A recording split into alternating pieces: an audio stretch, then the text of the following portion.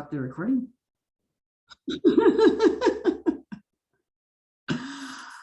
Nama Om Vishnu Padaya Krishna Prasaya Bhutale Srimati Bhaktivedanta Swami Niti Namane Namaste Saraswati Devi Gauravani Pacharni Nivasesa Samivadi Paskachade Satarani Vandeham Shri Guru Shri Yuta Padakamalam Shri Gurun Vaishnavamscha Shri Rupam Sagrajatam Sahagana Raganatham Vitam Sam Sajivam Sadvaitam Sadvadutam Parijana Sahita Krishna Chaitanya Devam Shri Radha Krishna Padam Sahagana Lalita Shri Vishakam Vitamscha Vanchakalpachubhischa Kripasindabhyabhita Patitanam Pavanevyo Vaishnavebhyo Namo Namaha.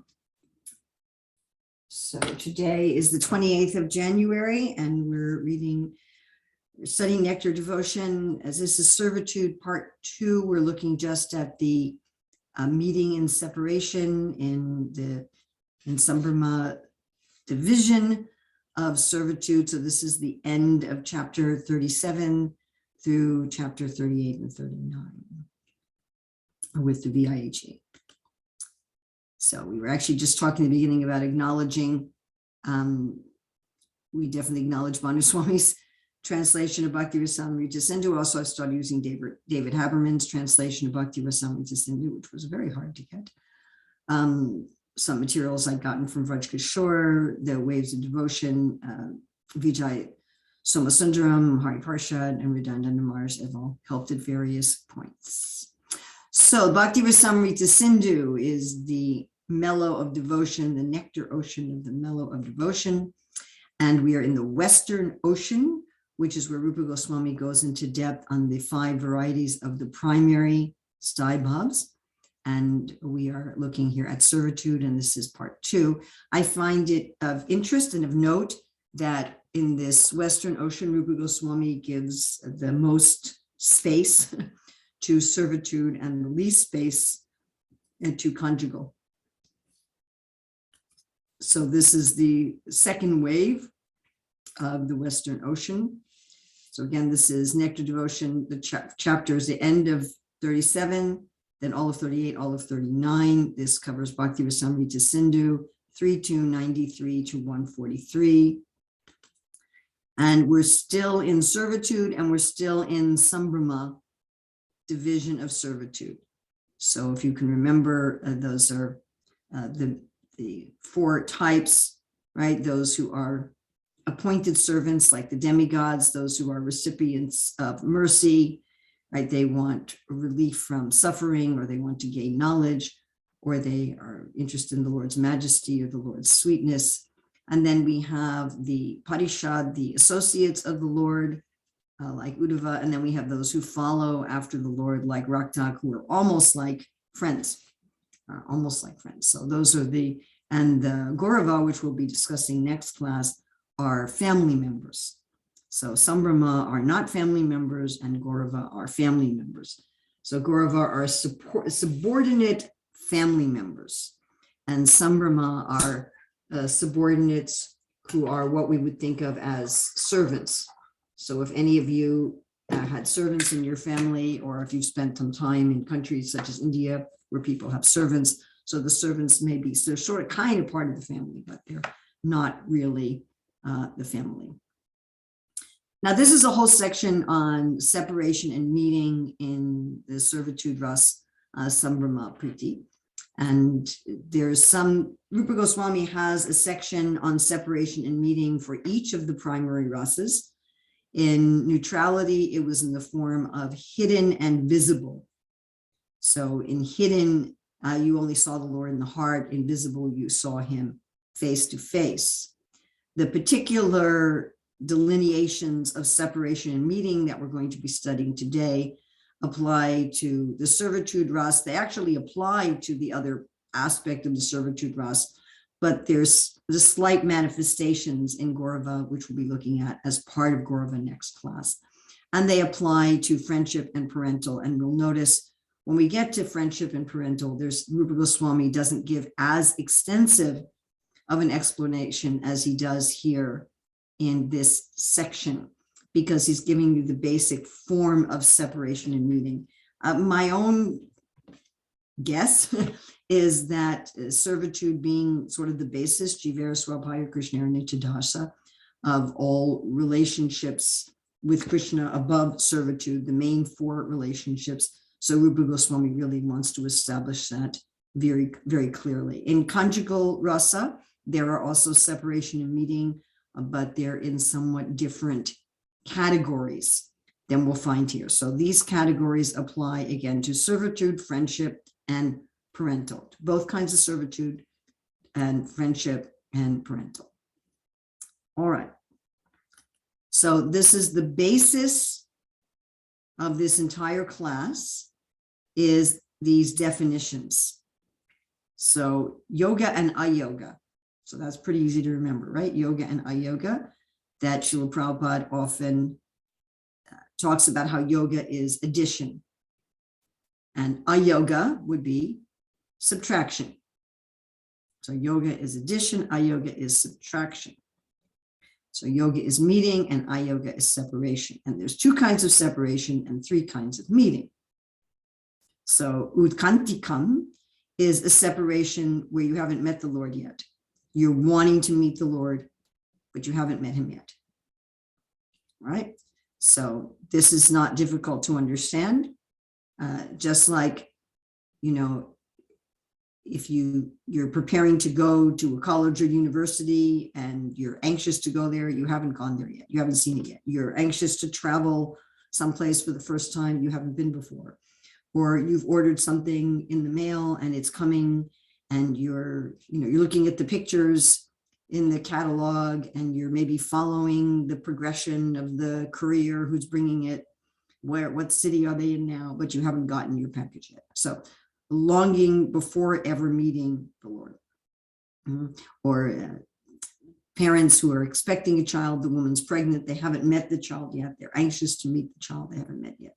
So then what's called siddhi or perfection is when you meet for the first time, right? You get your package in the mail, you arrive at your destination, you're meeting someone for the first time that you were planning to meet. So the child is born, right? So that's first meeting. Then there's viyoga, which is separation after you've met. You think about going to Vrindavan, you get there for the first time, and then you go home again.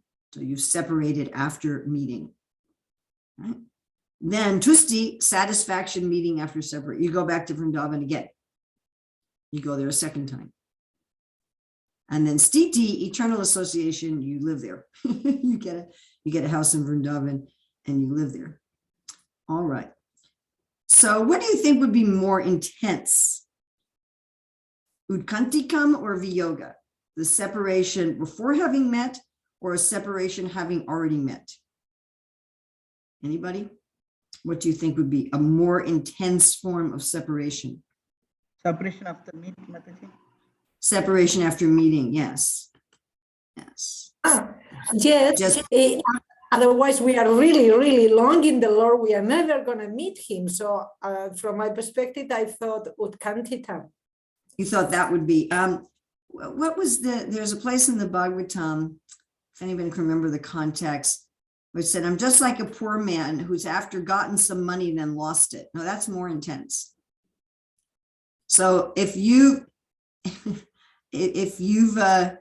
poor your whole life, you may be wanting to be rich, but let's say you become very, very rich and then you lose it. Like sometimes there's news stories of a person who gets a winning lottery ticket and then they threw it away. So they're going through the whole rubbish heap at the garbage dump looking for their lottery ticket. So they were not that anxious when they were buying the lottery ticket in the first place. I mean, just think about that, right? If you get a quantity of money and then you lose it, you don't know where you put it. So that kind of separation is much more intense than when you want money in the first place. Okay, we have Narada Muni, his life as a maidservant's son. Yes, when he hadn't. Yes, after that's a very good example, Vinata. Yes, that after Narada saw the Lord and then the Lord disappeared, it was very intense. So this is the relationship longing before ever meeting, then perfection with the first meeting, then separation after meeting, satisfaction meeting after separation, and this can keep going on. You meet after separation, then there's again separation, then you meet after separation, then so this can be a loop. And then steadiness, eternal association. Okay. Which could happen after the first meeting or it could happen after meeting when separation. All right. So we're going to go into a breakout group for 10 minutes, and I'd like you to discuss what is this whole conception of meeting and separation when the soul has an eternal relationship with God. So we have an eternal relationship with God, and yet in Rasa, there's meeting and separation. How do those two things go together? So we're going to go into breakout rooms for 10 minutes.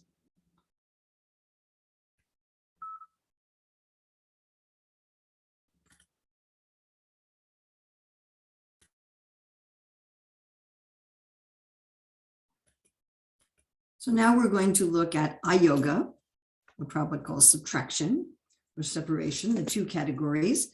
And please be taking notes to prepare for a discussion on these. So again, the two categories are Ukantika, which is longing before ever having met the Lord, before ever meeting the Lord, and Viyoga, separation after meeting. We had a question is, how are we going to remember all these terms? Well, you've got the 5 components of Rasa that you definitely should remember, especially after the Southern Ocean. You may or may not remember the Sanskrit terms, but at least if you can keep the idea, that's sufficient. All right, so we're going to look first at Ukantika, or longing before ever meeting the Lord. And this is, it's general, again, as we said, these categories apply to all aspects of servitude, all aspects of friendship, all aspects of parental, but we are looking at these today specifically in regard to the servitude rasa, and particularly into the sambrama part of the servitude rasa. These are the servants that are not family members. All right, so this is why the desire to see the Lord when the devotee has not seen him at all. This is Ukantika, so before having seen the Lord. Now, one may have seen the Lord in scripture, one may have seen the Lord as a deity, one may have seen the Lord in the holy name, but one is not seeing the Lord face to face. We had this question, if you're seeing scripture, aren't you seeing the Lord?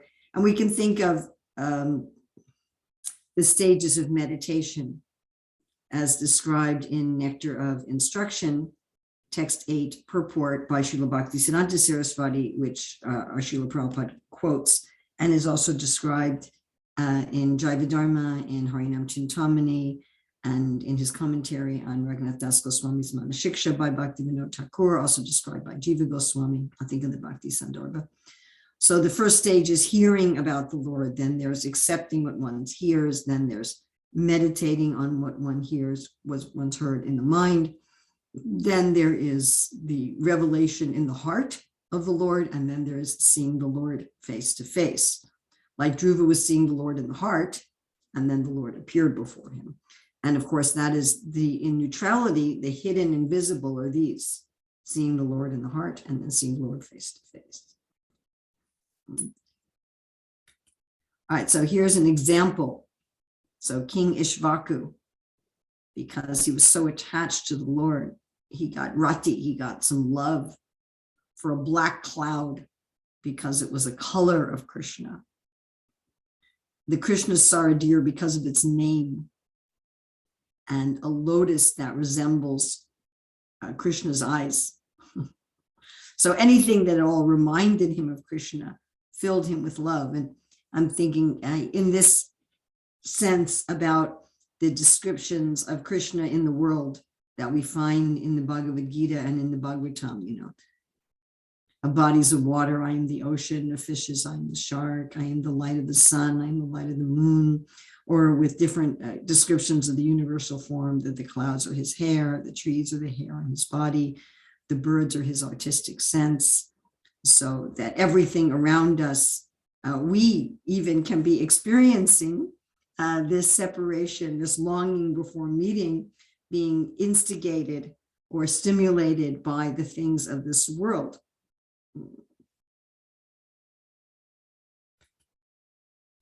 And we have Akura, who he realized the perfection of the eyes is fulfilled when we're able to see Lord Krishna. And I really like how Srila Prabhupada explains this in Krishna book, how Akura was aching to see Krishna and to be recognized by Krishna. He wanted Krishna to say, Uncle Akura, and this would be his perfection. So it's interesting that although Akura is a superior family member, his mood is that of Dasya. He's a servant. And Srila Prabhupada writes about this, and he said that if we are not recognized by Krishna, our whole life is condemned. So I find that fascinating, because a lot of what motivates us materially is being recognized or acknowledged by other human beings, or maybe even by an animal. Your dog gets really happy when you come home at work. So, this desire to be recognized, this desire for profit, adoration, and distinction is really motivating us in this world. It motivates a lot of what we do, that we want people to think well of us. We want people to recognize a relationship with us. There's some biological imperative that if we're not accepted by another group of humans, it's very hard for us to survive physically. But it's not that we just give up all desire for recognition, but we want to be recognized by the Lord. We want to be recognized by the Lord. As Jesus said, well done, good and faithful servant. So this longing for the Lord to say, well done and good and faithful servant, for the Lord to recognize us, is an example of longing before meeting. Unlike Srila Prabhupada would quote Srila Bhaktisiddhanta Saraswati saying, don't try to see God, but act in such a way that God will see you. It's like you're working in a company and the proprietor calls you into the office to see you. Of course, like in school, if you got called to the principal's office, that usually meant you were in trouble. It wasn't a desirable thing. But with Krishna, it's very desirable to be called into his office. All right, so we're going to look at Vyavichari bhavs. What are the various emotions in this longing before having seen the Lord? As I said, in this section, Rupa Goswami goes into a lot of depth. Now, he does some of this in regard to the Gaurava part of Dasya, and he does some of this in friendship and in parental, but not as much as he does here. So he says that all the Vyavichari bhavs can appear in this longing before ever having met, but there are some that are very common. So in the situation where one is longing to see the Lord before having met him at all, the Vyavichari bhavs of eagerness, humility, disappointment, thoughtfulness, or anxiety, restlessness, inertness, madness, and bewilderment are very common. So again, this is in the separation before having met, and this is specifically for the servitude rasa, and this is particularly for the servants who are not family members. And I tried to get pictures here that really bring out a mood of longing before having met. So let me know how successful I was with that. So here's eagerness. Bilvamangala Thakur. Interesting, Bilvamangala Thakur was also given as an example in neutrality, because he went from impersonalism to personalism. And we know Bilvamangala Thakur talks about having Krishna as a lover, but even the lovers have some aspect of Dasya bhav. So he says, how can I pass these thankless days without seeing you? Right? I'm reminded of George Harrison's song, My Sweet Lord. He says, it takes so long. Why is it taking so long? In separation, the time seems to pass very slowly. When will I see you? When will I see you? Now, I found this next one really interesting, that I had never thought about this. I just had never thought about it before.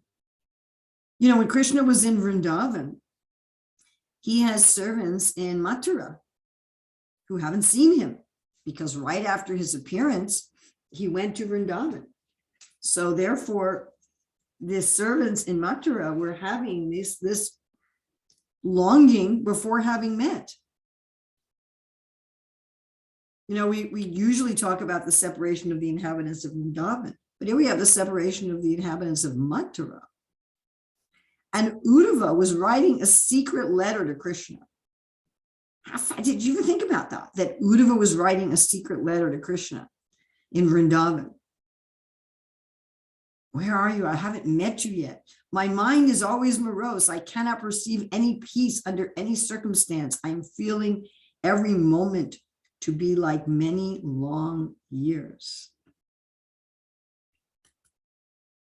Humility. This is also by Bilvamangala Thakur. This is from the Krishna Karnamrita. I am bowing down before you with all humility and sincerity.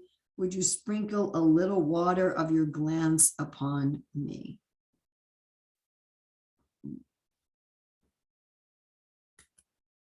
Please remember to be taking notes. So this is another example of humility.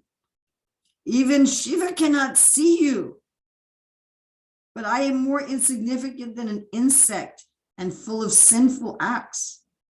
Although I am unqualified for prayer, I am still praying, O friend of the fallen, that you bathe me with your glance. So humility, I'm not qualified, and yet I want it anyway. I think one of the problems I see again and again in our devotee sangha is people saying, I'm very qualified, therefore I cannot want it. But here we see this longing before having met is, I'm very unqualified, but I want it anyway. Of course, Prabhupada said first deserve, then desire. So we should try to be deserving, but we're never going to feel that we're deserving. We're never going to feel, yes, I'm qualified to see the Lord. I mean, if you feel that way, you're in trouble. Disappointment or indifference, again, different, can be translated in different ways. So Uddhava, again, writing to Krishna, he said, my eyes are unfortunate. I cannot see the effulgence from your toenails. Although I see so many scriptures, so my eyes are being used to see the scriptures, but I can't see your toenails. Let there be destruction of my eyes and all my pride in learning. What is the use? You ever feel like that? I'm chanting, I'm studying the scriptures, I'm serving, and I still haven't seen Krishna. What is the use of everything I'm doing? Oh, useless. Now, if we think that way in Tamagun, that's something else. But to think that way in love, I want to see you. I want to be, I'm doing all this to see you. I'm doing all this to be with you. Now, again, although the Shastra is Krishna, the holy name is Krishna, still one wants to personally see the Lord face to face. Anxiety. I spend my nights sighing in grief, thinking myself unqualified for seeing the lotus feet of the Lord, although I have such longing to see them. So this anxiety, yes, Ashabanda, hope against hope. Yes, thank you, Vinita. And restlessness. This is also by Bilvamangala Thakur.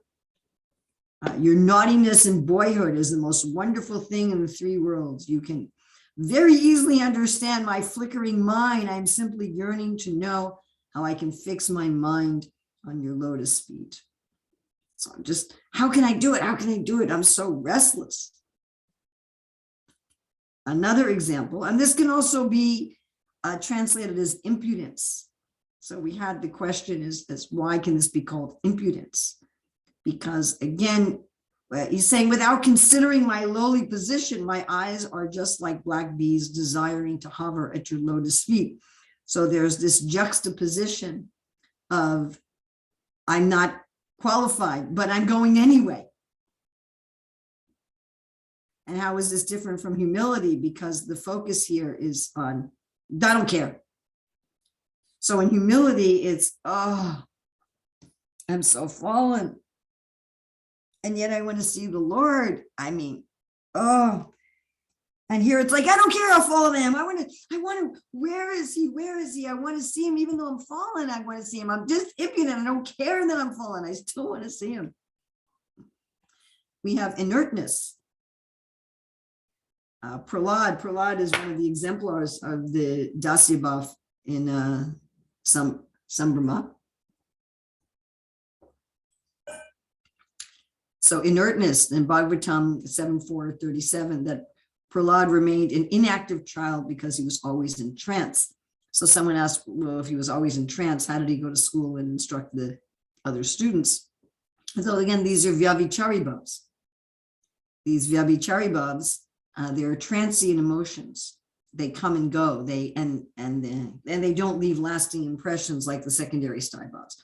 So they come and go without leaving lasting impressions. And if you remember, or you want to look back later, and in the Southern Ocean, when we looked at Vyabhichari bhavs, and we looked at, you can have one Vyabhichari bhav at a time, you can have more than one at a time, you can have one that takes over, that follows from another and takes over from another, you can have several at a time. You can have, if you have several at a time, they can be from one cause, you can have several at a time from multiple causes. One can come and join the other, one can come, one fades and one emotion comes. There can be nested Vyabhichari bhavs, like sometimes even in this world, underneath our anger is fear, or underneath our fear is shame, right? Or we have underneath our wonder is joy. So we have these, this is the Vyabhichari bhavs. It's not that that he never spoke to anyone and he was always like a stone. These were Vyabhichari bhavs. So another example of inertness, a Brahmana whose body didn't move, eyes didn't blink, and was like a statue. He was staring at a black cloud, remembering the hue of Krishna. An example of madness with Prahlad. Prahlad would loudly call, this is from 7.4.40, Prahlad would loudly call in full anxiety. In jubilation, he would dance in ecstasy. Sometimes he felt oneness and imitated the pastimes of the Lord. Of course, this example of madness is also there for the gopis when Krishna leaves in the Rasa dance and the gopis get to such a point of madness that they feel oneness. And we should remember there is a Chinta Beta Beta Tattva. We do have a oneness with God also. Another example of madness. Narada sometimes danced naked, became paralyzed inappropriately, laughed loudly, shouted intensely, played about without fatigue, and wandered around as if in pain. Looked like a mentally ill person.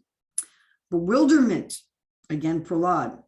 When Prahlad was thinking himself unfit to approach the Lord, he used to cry and faint. So his humility bewildered him. And here's an example of bewilderment. Our teacher's life is almost gone due to the fire of separation, like a holy place without water. Pour the nectar of the Lord's name into his ear to revive him. All right, so this was all separation before having met the Lord. Now we're going to look at Viyoga, separation after having met the Lord, which is, again, generally speaking, more intense. So when one attains the association of the Lord and then becomes separated from him, that separation is called Viyoga. Okay. So when Krishna went to fight with Banasura in Sonitapur, so Uddhava was there in Dwarka and he's feeling separation from Krishna. He's thinking of Krishna being out there fighting and he gets practically stunned into unconsciousness. So now we're going to look at the Vyabhichari bhavs. This is again specific for Sambrahma, the servants who are not family members. And this is in separation Viyoga, which is separation after meeting. So these are the Vyabhichari bhavs that are common in this situation: a feverish condition, a withering of the body, lack of sleep, mental instability, non-attachment, inertness, appearing diseased, madness, unconsciousness, and death-like symptoms. So let's look at a feverish example. So Uddhava telling Narada that the lotuses that remind him of the Lord's eyes and the ocean that reminds him of the Lord's color all give pain because they're associated with fire. So there's fire under the ocean, there's volcanoes under the ocean. That's how most of the islands in the ocean are formed. And the lotus is associated with the sun. And so those things give him fire. And he said the blue lotus, who are friends of the moon, remind him of Krishna in general. So they give him pain. So anything that is associated with the sun gives him pain, and anything that's associated with the moon, because Krishna isn't there. And so therefore he's feeling feverish in all situations, withering. So some servants remained in Dwarka when Krishna went out because they had to do necessary services. I mean, this is true like when Krishna went to Kurukshetra and the residents of Raja came, so not all of them came. Some of them had to stay back and take care of the cows. So the same way when Krishna goes out of Dwarka, there are servants who have to stay there and take care of things in his absence. So here it's the arms of all your servants have become thin and pale in separation from you. The swans think those arms are stems of the water lily because they're so thin. King Bahulasva, in long separation from Krishna, couldn't sleep. I didn't have a picture of King Bahulasva awake. Someday if somebody wanted to spend thousands and thousands of dollars, they could hire artists to illustrate each of these perfectly. And an example of mental instability. So Maharaj Yudhisthira, not seeing Krishna's lotus feet, my mind wanders about, not being fixed anywhere. This one's interesting, non-attachment. This is Krishna's servant in Vrindavan, Raktak, the chief servant, which we studied about last class. In separation from you, Raktak closed his eyes on seeing a peacock feather. He's no longer attentive to pasturing the cows. He has left them in a faraway pasture and is not even bothered. Oops, I have a mistake here. It's not even bothered to use his stick to control them. So he just doesn't care about anything anymore. You know, in materially, this is kind of depression. Why bother to do anything anymore? Yeah, but this is a Vyavicharya Bhava, it's kind of ecstasy. So inertness. When Krishna went to Indraprastha to see the Pandavas, Uddhava became wet with tears and perspiration and ceased to move at all. Later, when we study friendship, we'll study about the separation that the Pandavas feel. So appearing diseased. So when Krishna left Dwarka to find out the Shamantaka jewel, Uddhava became so afflicted that he showed symptoms of disease. And everyone in Dwarka said, that Uddhava, he's nuts. He's just crazy. He's mentally ill. He's really diseased. Uddhava just couldn't tolerate it with Krishna going to get, especially in this case, Krishna going to get the Shamantaka jewel. You remember that the residents of Dwarka waited outside the cave for, I think it was 12 days. And Krishna didn't come out. And so they thought maybe Krishna had died or something terrible had happened to him. So they come back to Dwarka and they say that, you know, Krishna went into this cave and we don't know what happened to him. So this was a very intense kind of separation for such intimate servants as Uddhava. And madness example. So Uddhava went to Raivataka hill, praying and bowing down to black clouds when Krishna was away. So he was just, again, so crazy that he just starts offering obeisances to the black clouds, fainting. So Krishna's servants in Vrindavan, they can't sleep at night in separation. They lie down on the bank of the Yamuna, almost paralyzed. They're almost dead with very slow breathing. And to go all the way to death-like symptoms. So when Krishna left Vrindavan, his servants dried up like lakes with lotus flower in the hot sun and the swans leaving. So this is a poetic metaphor. So the residents of Vrindavan are compared to lakes. The lotus flowers are their souls. The swans are their life air. And the scorching heat is their separation from Krishna. So the scorching heat of the sun has dried up the lotus flowers of their soul.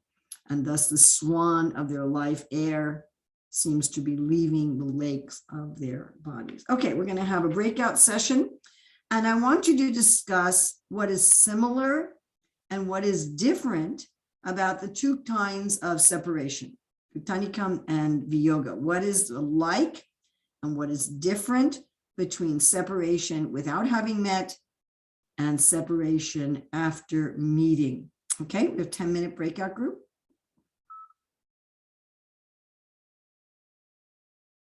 Okay, so now we're going to take a 10-minute break, and please take a real break.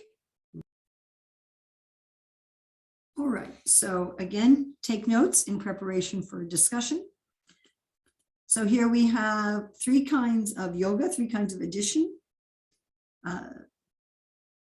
Perfection, which is the first meeting, siddhi. Tusti, satisfaction, meeting after separation, and sthiti, steadiness or eternal association. Look at each of these three in turn and do take notes.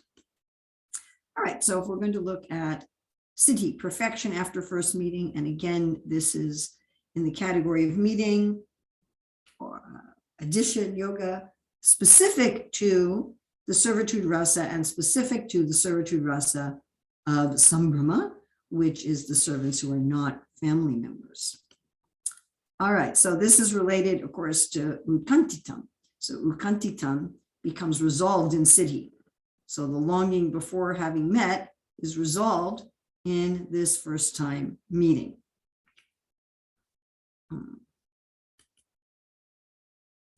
So here's an example of perfection.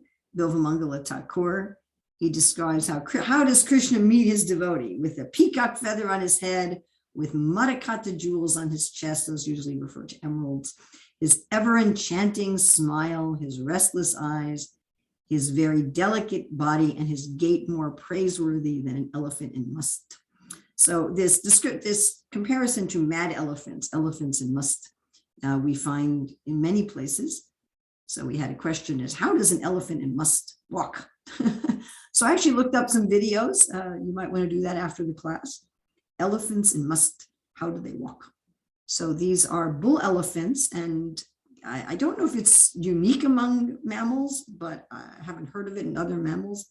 So in mammals, the female goes into heat, into estrus, into a fertility cycle, but generally the males do not. However, with elephants, although males are always fertile, they go into periods of heightened fertility where they have 6 times the testosterone of normally. And this state is called must. It can last for a few days. It can last for a few months sometimes. And when a bull elephant is in must, it has some symptoms. It has like some liquids that are coming out of its forehead. It becomes very easily agitated and aggressive. And it also has a distinctive walk in must that it doesn't have at the other. You can tell just by the way the bull elephant is walking that it's in must. It's a kind of swagger with its head held high and its ears erect. And this is, it's a very beautiful kind of walk. And people who live in areas where there are wild elephants, not so many of those in the world anymore, they see this. So obviously at the time these scriptures were written, people were quite familiar with wild elephants. Tame elephants, the keepers usually prevent must. So as soon as they see the first signs, they give the elephant no food and water for a couple days, and then it goes away. In the Western countries, they consider that cruel.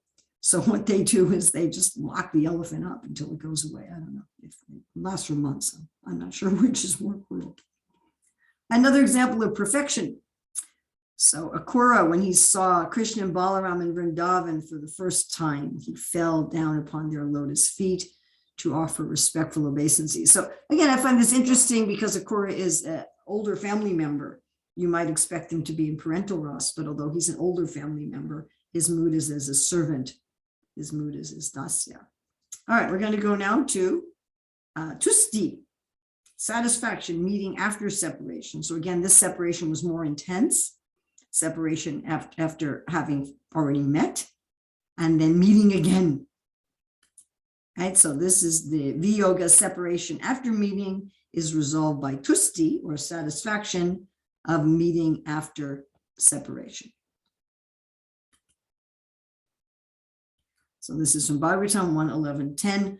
Oh, Master, if you live abroad all the time, then we cannot look at your attractive face, whose smiles vanquish all our sufferings. How can we exist without your presence? So this is when Krishna was returning to Dwarka. Right? Krishna left Dwarka to fight battles, like the Battle of Kurukshetra. He left Dwarka to go to Indraprastha to visit the Pandavas. Another example of satisfaction is when Daruka, Krishna's chariot driver, when he saw Krishna at the door of Dwarka, he forgot to offer him respects with folded hands. So that's interesting, because one of the main anubhavs of the servants is this offering of respects. But he forgot. He was so filled with joy in seeing Krishna. All right, so now examples of sthiti, examples of eternal association. And Rupa Goswami says, when you live with Krishna permanently, that is called sthiti. Sthiti means to stay, place, to be steady. So this is when Krishna was staying in Mathura and then in Dwarka.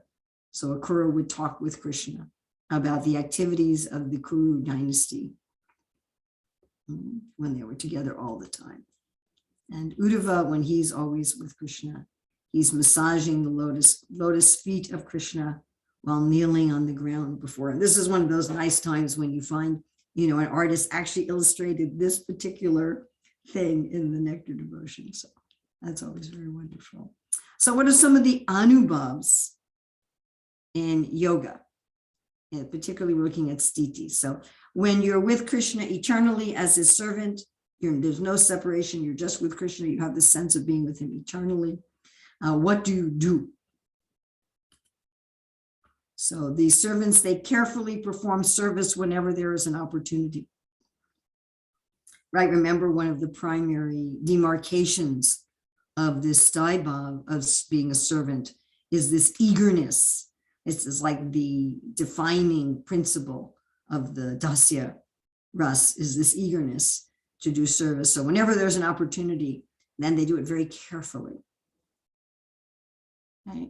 And then they're always sitting down in front of Krishna to receive orders. What service do you want us to do? What service do you want to do? I'm here ready. Just like if you speak to some of Prabhupada's servants, they're always ready to hear that bell, Srila Prabhupada's bell ringing to say, come and do service. And sometimes if you're sitting outside the door waiting to serve Srila Prabhupada.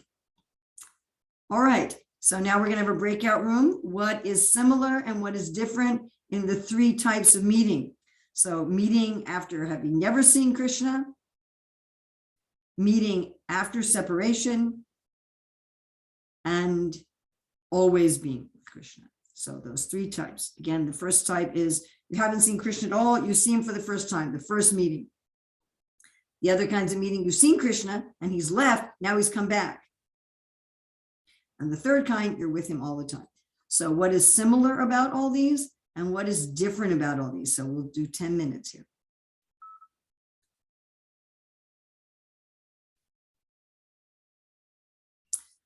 So Rupa Goswami asked this question, is reverential servitude really a rasa?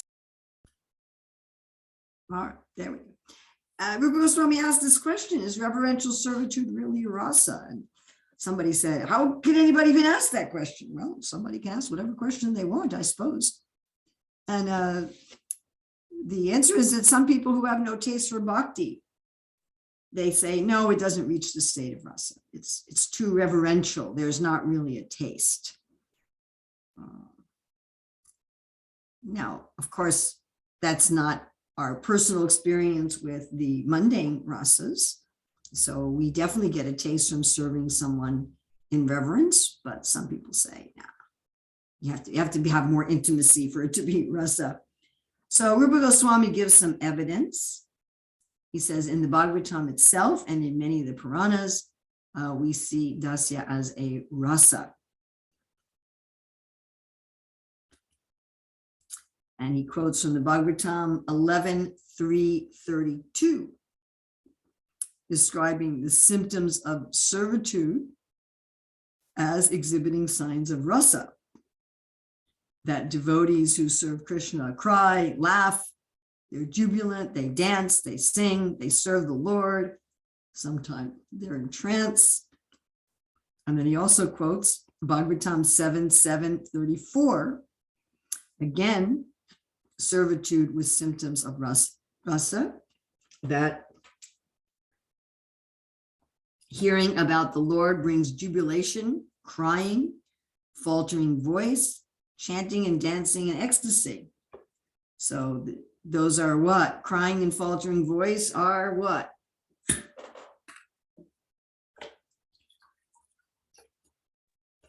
Anybody? Sattvika bhavs. Sattvic bhavs. And chanting and dancing and ecstasy are what? Anybody? Anubhavs. Anubhavs, very nice. Okay, so those two Bhagavatam verses give a general description, but there are also different exceptions. There's individuality. All right, so we can have at this point a discussion on what we've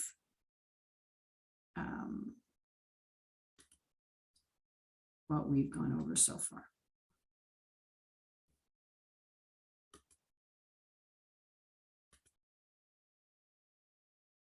Anybody, any questions or anything that you'd like to discuss?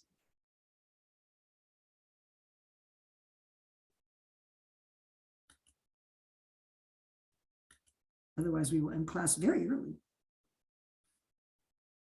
Yes, Kamali. Jai.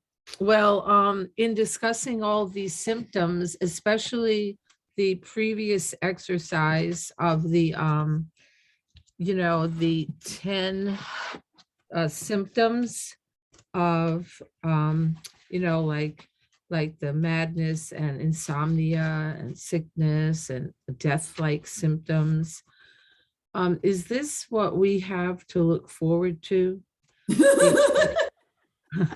Because, like we're generally aspiring for the happiness of Krishna consciousness, the bliss, like more experience in the chanting and in the dancing and the feasting and the hearing. And then if it's going to end in this, maybe we'd rather not make too much advancement too soon. And is this supposed to be like happiness to have this kind of insanity and everything? Let's see if I can pull up here. Wondering if I can find it quickly, but Rupa Goswami, I probably don't know it exactly where it is. It might be in the Vyavichari Bhavs, where Rupa Goswami brings up, oh no, I know where it is. It's not here. It's where he talks about, it's in the Southern Ocean, where he talks about the secondary Stein Bhavs. So it's here. Where he asked this question, are some of these really happiness? Right? Is that actually happiness?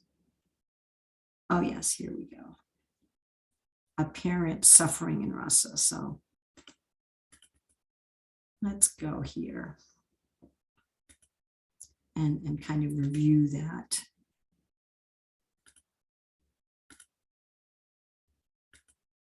Oh wait, I didn't do that properly. Sorry.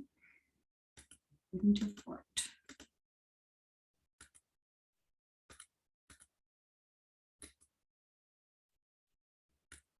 So this was from the end of the Southern Ocean.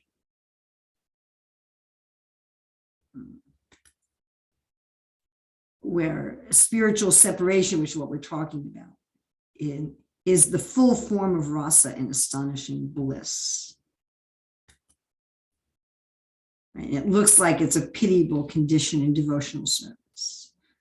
So it may appear distressing to the inexperienced student, but the expert devotees say it's ecstatic. So Prabhupada talks about inexperienced and expert, and this is analyzed by Rupa Goswami as the bottom level, those who don't know anything about rasa, gramya, those who are mistaken about rasa, agya, those who understand about rasa, prajna, intellectually, which would probably be the majority of our members of ISKCON, those who experience the stage of bhava, and those who are experiencing rasa, so those who are in prema. So you have, people in general don't really know anything about spiritual rasa, and then there's people who have mistaken ideas, then there's people who understand it theoretically. That would be the majority of sadhakas. And again, rasa cannot be experienced until bhava. So before bhava, one can experience in raganuga sadhana, one can experience these different bhavas separately. So one can experience the sthai bhav or the rati, the vibhav, the vyabhichari bhav, anubhav, sattvika bhav, but they don't combine into rasa until bhava, when they start to, and then in prema they fully combine. So if we look here, those who experience rasa and those who are bhava, they find out how blissful, and Rupa Goswami picks these three secondary sthai bhavs to talk about: lamentation, fear, and ghastliness. I find it interesting he doesn't mention anger, I guess because people from material anger can have some idea that it might be fun. Those who understand rasa intellectually cannot taste the bliss, but they can understand it. And only those who are ignorant and like animals reach a wrong conclusion. So we at least want to have an intellectual understanding. Right? And then he says that those who experience rasa, they have bliss in separation and lamentation. They have hope of meeting the Lord again. Those who are in bhava have bliss from hearing about it. He was talking about lamentation.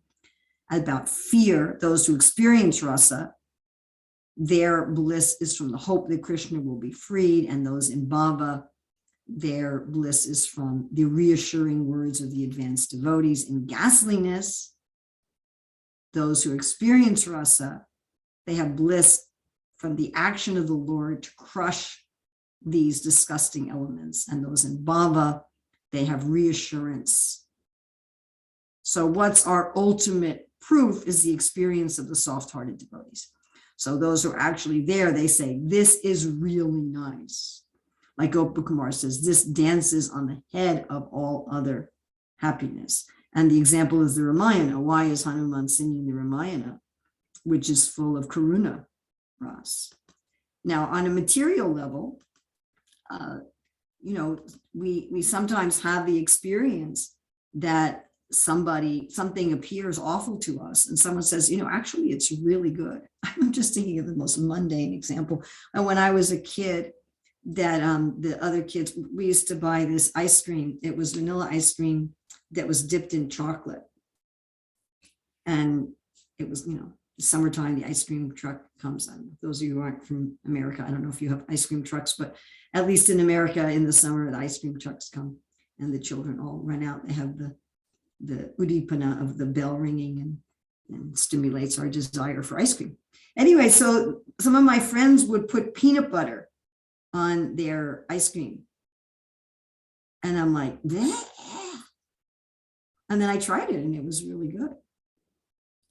So, we can hear from the experienced devotees, but I agree with you that there's some hesitation, I think, to say, well, wow, I advance in Krishna consciousness, I'm going to go crazy.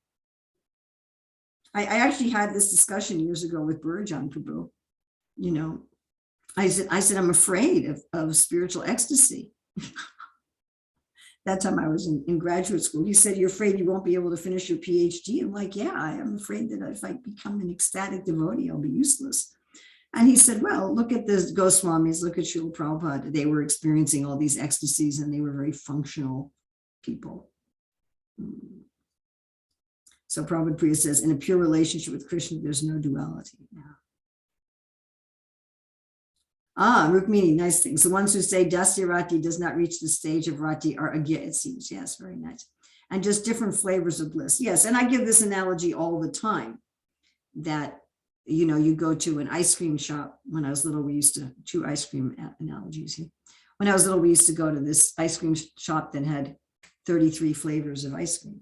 My father always liked pistachio ice cream. Whenever I eat pistachios or see pistachios, I remember my father. Or you go to, in Dubai, we have a Govinda's that has, I don't know, a lot of flavors of ice cream. And they have Sitapal ice cream and Chiku ice cream. Like, wow. So it's all ice cream, but it's different flavors. And I have a devotee friend. This doesn't, I don't like it, but I have a devotee friend who used to put hot chilies on cake and eat it. Different flavors. Okay, Prema Chirangani said, I noticed no Vyavichari bhavas were talked about in Siddhi, Tusti, and Sthiti. Is it true? Is it that one is too stunned and overwhelmed? Seems like at least in Sthiti there would be Vyavichari bhavas. Yes, definitely there are. So, you know, look how long this book is altogether. So if Rupa Goswami gives examples of everything for everything, then, you know, already the book is like this big, Bhakti Rasamrita Sindhu. So that it would be too much. So he just gives some samples. So yeah, it's interesting. You know, we'd have to ask Rupa Goswami, why for this one do you give Vyavichari bhavas and this one you don't? And why for this one do you give Anubhavs and this one you don't? But if there's Rasa, then all of the bhavas must be there. Yeah. And of course, Rupa Goswami has already, which we discussed in the last class, talked about the various Anubhavs and Vyavichari bhavas in general for servitude in Sambrahma. And most of those were applicable to meetings. So in one sense, you could say he's already talked about that. Any other points of discussion or questions? I had somebody request more question time at the end, so I tried to do that at least for today. Prabhupada Priya. So which is better, meeting or separation? Well, I don't know. I'm just a fallen rascal. I'm barely even a sadhaka. What do I know? I can't, that's above my pay grade. I mean, from my perspective, I feel like meeting would be a lot better than separation, but we have these devotees who say that the bliss of separation dances on the heads of all other happiness. So I'm going to be in the category of those who just accept the words of the great devotees and say, it must be true because they're experiencing it. But from my perspective, I'd much rather be with Krishna than be separated from him. I feel like I've already been separated from him for so long in the material world. I really don't know. I'm not looking forward to a bliss of separation. Costa Rica. Hi, Mataji. Hi. One example I was thinking is Jai Vijay, like they were eternal associates in the Dhasaras, but they have got cursed and they've fallen down. So they've got to meet Lord 3 times. So will they also would have experienced some of it? And also they must be in the sthiti, right? But now they might have gone through tusti, right? Very good. I'm so glad you brought this up because like we had these examples of Uddhava. Uddhava is an eternal associate of the Lord. You could say he's in sthiti. At the same time, he's undergoing this Ukantika. He's writing to Krishna from Mathura that I haven't seen you yet. I haven't seen you yet. So especially in the Lord's pastimes in the material world, even the Nitya Siddhas go through this. You know, I don't know if you ever saw the old Sita's Wedding movie. So, you know, Ram and Lakshman come to Mithila and they're walking in the city and Sita sees Ram in a garden and she's seeing him for the first time.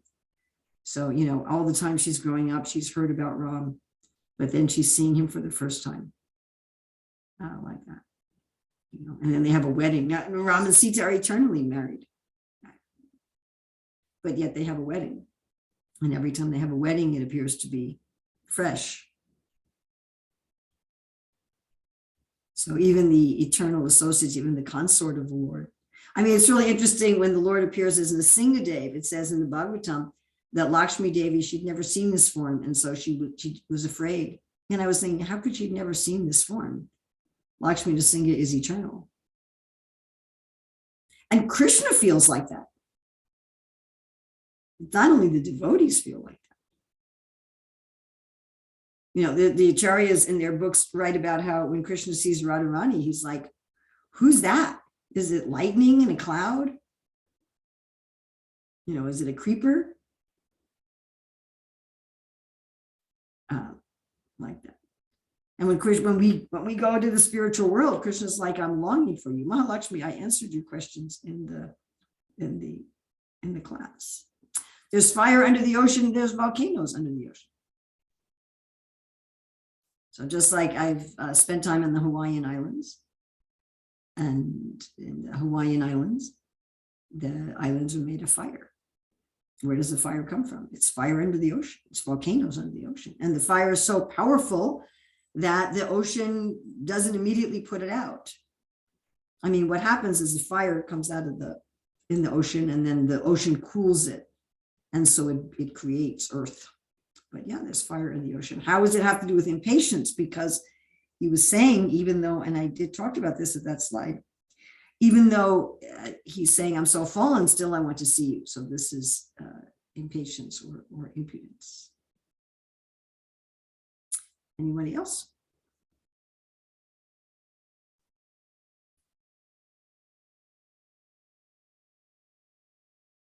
Advaita Krishna. So in relationship to servitude with all, how would you qualify the relationship of Nakula and Sahadev with Krishna, which is different? And also when it comes to like being in servitude, like for example, you see in this material world an aide-de-camp of a prime minister. He's first only serving the prime minister. That was the example I was thinking when last time you said he's not concerned about anyone else, only serving Krishna. So like an aide-de-camp serving a president or prime minister. But also there are so many, say for example, a prime minister and his private secretary always serving him, but in awe has to knock the door and come in. So in culture, in normal culture or Vedic culture or families that sometimes you have experienced growing up, there's so much awe also even between older brothers and older sisters. And sometimes you may be called even to serve them. So yes, it may be quite a big thing, servitude, Dasya Rasa with awe, and still feel like, you know, love, and therefore has rasa. Even materially, that experience is there. Yes, yes. Nakul and Sahadev, this is going to be brought up, interestingly enough, at the end of the session on parental, where there Rupa Goswami talks about mixed rasas. Now he talks about mixed rasas also in the Southern Ocean. So in the Southern Ocean, when Rupa Goswami brings up Staibab, which is the last wave in the Southern Ocean, fifth wave, I believe, he talks about that people can have mixed Staibabs. And he brings this up again in this Western Ocean, in the fourth wave, the end of the fourth wave. So we'll be discussing this at the end of the parental ras. And he gives examples of Nakula, Sahadev, and Narada, who are mostly friends with some servitude. So the primary rati is that of friendship, but they have some servitude mixed with it. And this would be contrasted to Uddhava, who his primary rasa is servitude, and he has some friendship mixed with it. So in the end of the Southern Ocean, Rupa Goswami was saying that there's Kevala, there's those who have just one, that's it. They have just one rati, you know, just servant or just friend, that's it. And then there's others who have some mixture, but those who have a mixture, there's one that's prominent. And so they're known by that prominence. So Uddhava is known as a servant, and Nakul and Sahadev are known as friends. What I found interesting is that even those who, because servitude and parental are opposite. In servitude, Krishna is revered, and you're a subordinate. So in the Sambrama, you're a subordinate like a servant, and in Gaurava, you're a subordinate in the family. And then parental, Krishna's a subordinate, and you're the superior. But we do have people who have mixed parental and servitude. So we do have that. Like here we have Akura, who's an uncle, and you'd think he'd be in parental, but he's actually primarily in servitude. I don't even know if there's some parental mix with it, but primarily in servitude. Whereas Kunti, who's an aunt, is just purely in parental. We have Ugrasena, who's in parental mixed with servitude. So in his case, he's primarily in parental and somewhat in servitude. But are these mixtures or more sort of relevant to relationship within family or general? Because we see examples, it's always within family. Like in Nakula and Sahadev with Lord Krishna. They're family members. Well, are they family members? Because I think Krishna's related to them through Kunti, to the Pandavas through Kunti. Yeah, of course, they are his cousin brothers, and they are treated like younger brothers. And Bhima and Arjun treated as equal, and Yudhishthira is treated with reverence by even Lord Krishna. Yeah. I'm wondering, I mean, there isn't a blood relation with Nakul and Sahadev. I mean, Pandu is the uncle by marriage, and then Madri's another wife. So Madri's not related. Just like it was said that Balaram killed the brothers of Kamsa because Balaram, being the son of Rohini, was not related. That Krishna killed Kamsa, even though he was a cousin of Devaki. And normally you don't kill an uncle, a blood relation uncle. But then Balaram killed the other brothers of Kamsa because he didn't have any relation. So I think in the same way, Nakul and Sahadev really, they're sort of related by marriage, but they're not really related. Can this appear outside of the family? I'm pretty sure that we did have examples of this outside of family. I mean, certainly it occurs with the cowherd boys, like the younger cowherd boys who are not family have some mixture of Dasya, and the older cowherd boys have some mixture of parental. And in parental, we'll read about how some of the older gopas and gopis, some of them have a mixture of friendship because they joke with Krishna. Thank you. But I'm thank you for bringing this up. It's so sweet, huh? Vishalaksha Prabhu.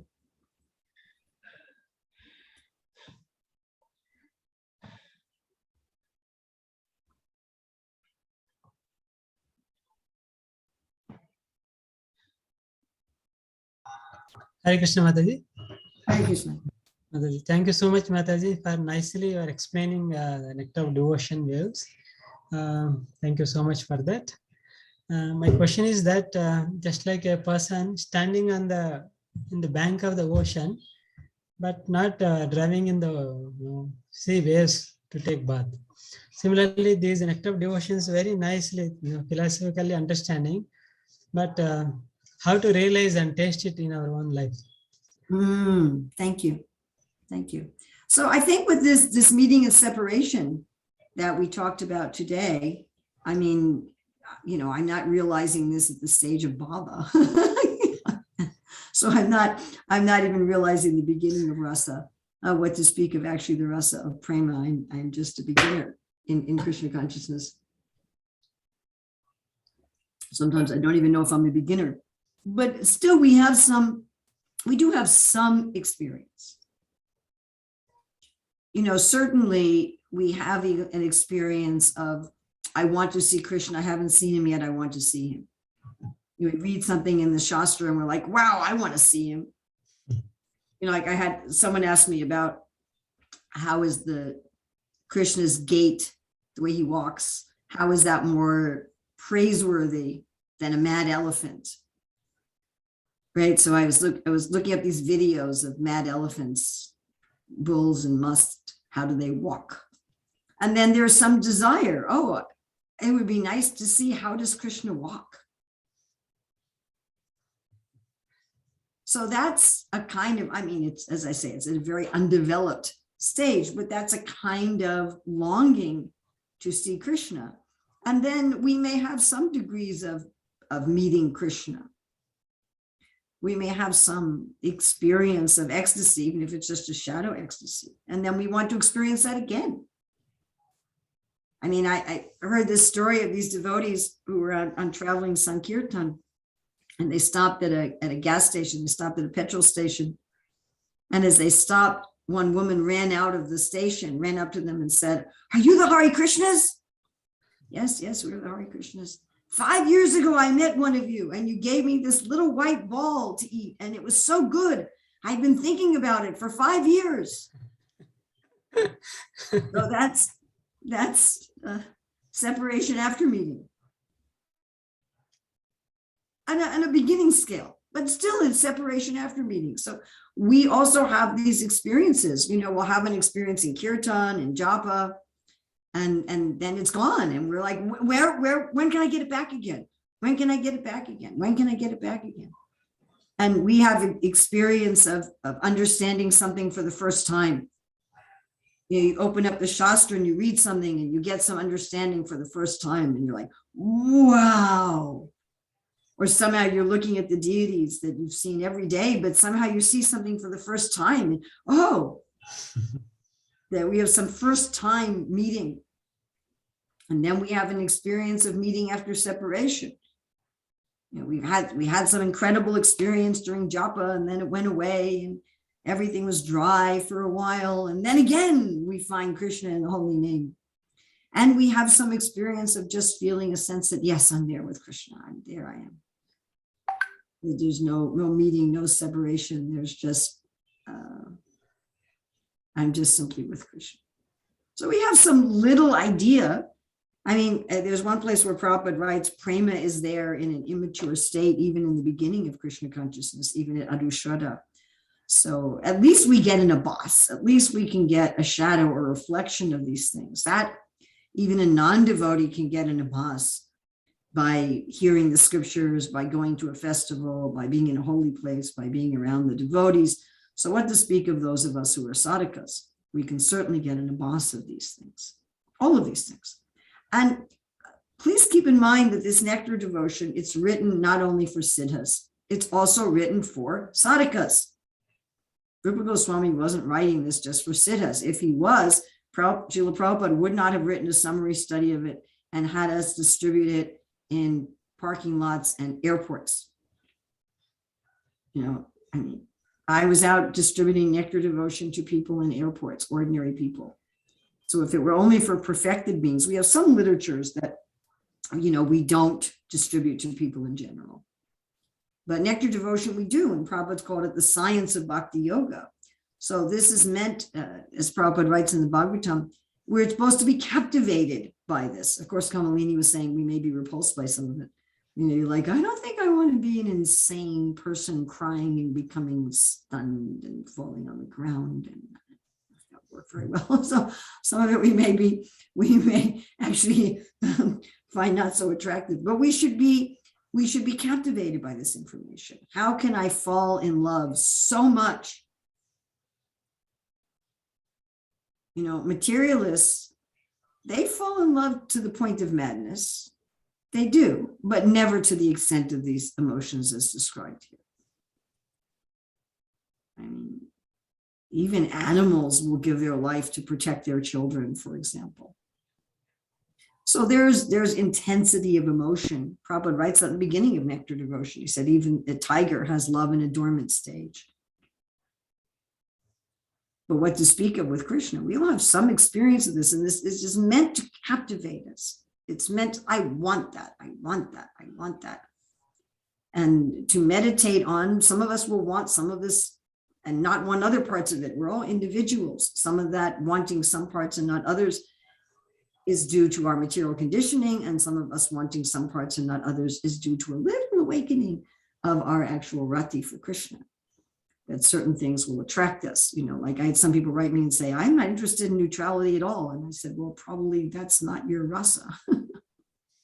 So, to some extent that's going to be awakening. It should be awakening after so many years of chanting. There should be a little, like we have in the Tulsi greenhouse right now, a little teeny tiny itty bitty Tulsi growing volunteer in one of the pots, very delicate. Needs to be sprayed with water several times a day or she'll die. So we may have a little sprout like that. All right. Thank you so much, Mataji. So just to review, end here.